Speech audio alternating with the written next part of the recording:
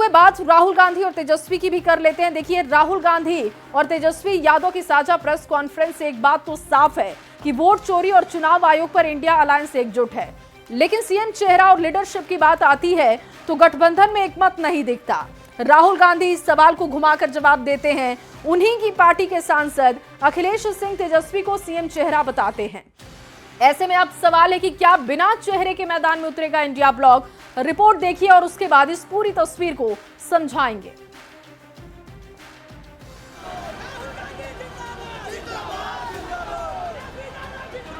बिहार में आरजेडी और कांग्रेस साथ चुनाव लड़ने जा रही है। राहुल गांधी की वोटर अधिकार यात्रा में तेजस्वी यादव कंधे से कंधा मिलाकर चल रहे हैं। तेजस्वी ने तो यहां तक कह दिया कि 2029 में राहुल गांधी को पीएम बनाना है। लेकिन अररिया में वोटर अधिकार यात्रा के दौरान जब तेजस्वी पर राहुल गांधी से सीधा सवाल हुआ तो उन्होंने जवाब को घुमा दिया। राहुल गांधी ने क्या कुछ कहा, पहले ये सुनिए। बिहार को लेकर अभी तक आपकी पार्टी से साफ क्यों नहीं किया जा रहा कि तेजस्वी यादव सीएम बनेंगे बिहार में? बहुत अच्छे तरीके से एक पार्टनरशिप बनी है। हम मतलब सारी की सारी पार्टियां एक साथ जुड़कर काम कर रही हैं, कोई टेंशन नहीं है और म्यूचुअल रिस्पेक्ट है।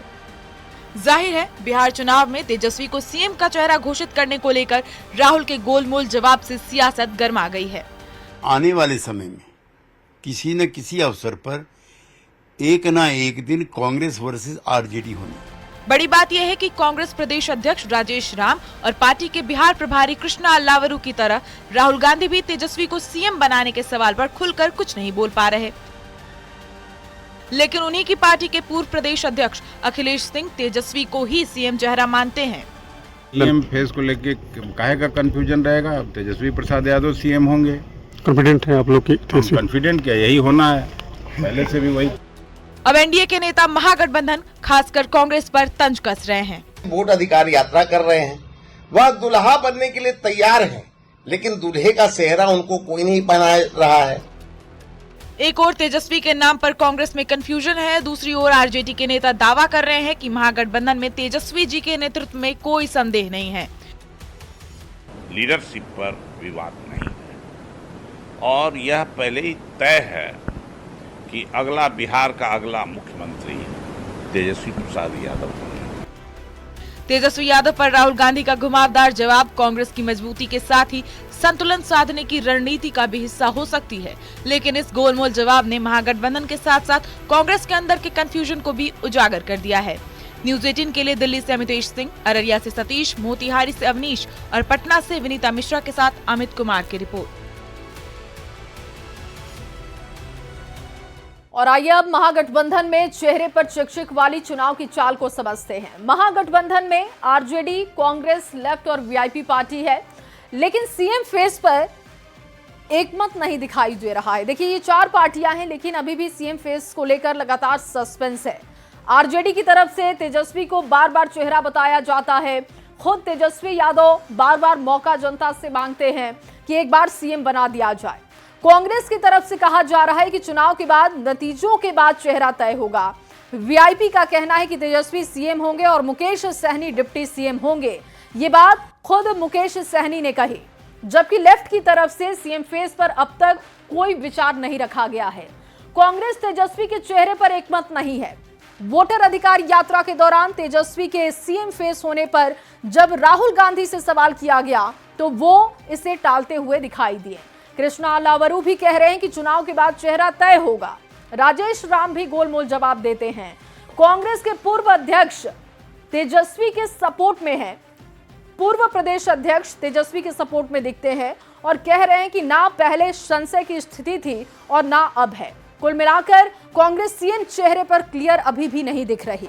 देखिए, तेजस्वी यादव ने वोटर अधिकार यात्रा में 2029 में राहुल को पीएम बनाने की बात कही, जबकि राहुल तेजस्वी को सीएम बनाने के लिए अब तक तैयार और क्लियर नहीं दिख रहे।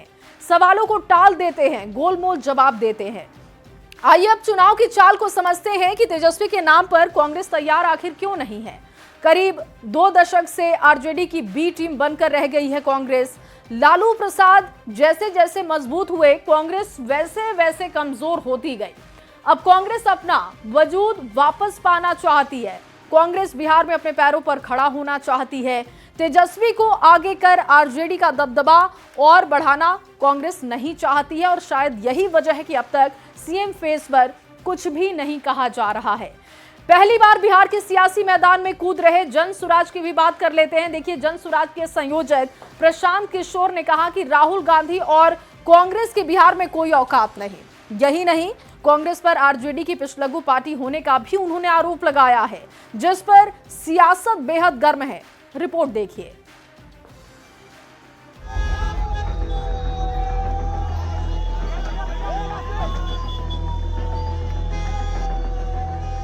बिहार चुनाव से पहले सियासत बेहद गर्म होती जा रही है। पहली बार चुनाव मैदान में कूदने वाले जनसुराज के संयोजक प्रशांत किशोर ने राहुल गांधी और कांग्रेस पार्टी पर ऐसा बयान दे डाला है जिससे बिहार की सियासत में उबाल आ गया है। राहुल गांधी का बिहार में कोई औकात नहीं है कांग्रेस पार्टी का।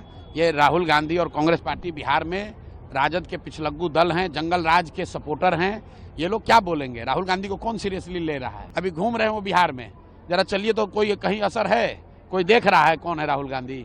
राहुल गांधी पूरा महागठबंधन जितनी ताकत लगाकर उनके सभा में भीड़ लाता है, भीड़ से ज्यादा झंडा दिखाता है, उतना हम लोग गांव में सभा करते हैं तो उससे ज्यादा लोग आ रहे हैं। प्रशांत किशोर के बयान पर सत्ताधारी जेडीयू और बीजेपी के नेता तंज कस रहे हैं, वो भी सुनिए। राहुल गांधी जी किस रूप में है, जिस रूप में आप चिन्हित कर रहे हैं प्रशांत जी, तो हम उम्मीद करते हैं कि यह आंतरिक ज्ञान तो उस समय भी आपको हुआ होगा जिस समय आप कांग्रेस पार्टी के लिए काम कर रहे हो।